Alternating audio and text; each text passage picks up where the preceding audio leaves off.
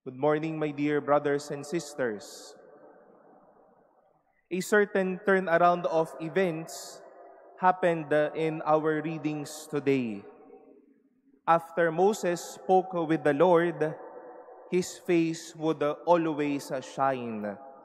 Shall we say in our language, he bloomed.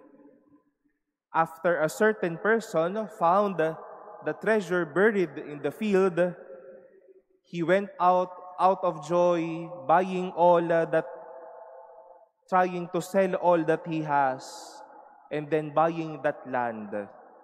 An expression once more of from finding to rejoicing.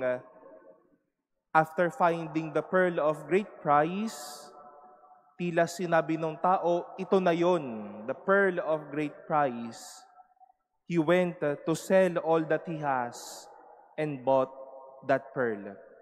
Once more, a certain bloom from from searching to finding.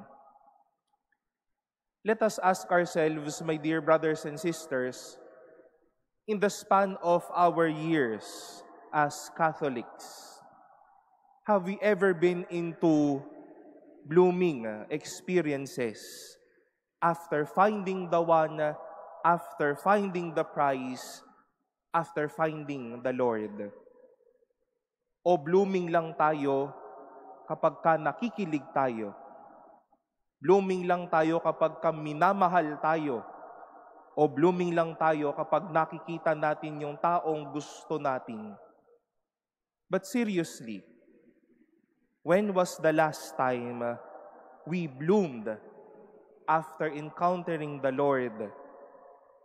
And it is our hope, my dear brothers and sisters, particularly or in a very concrete way, after going out later, after praying, after seeing the Lord through the faces of those around you, you gloom and not bloom.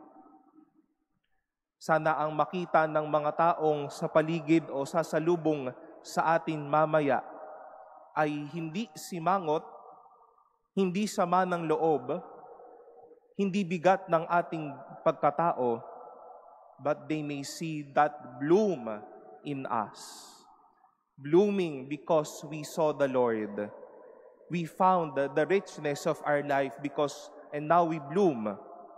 Blooming because we already got or own that treasure.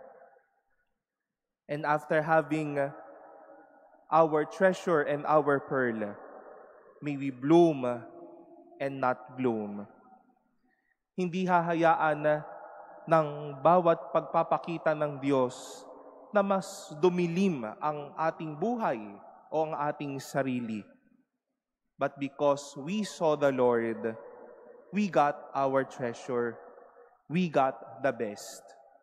We go out, continue with life, with blooming faces, ready to serve.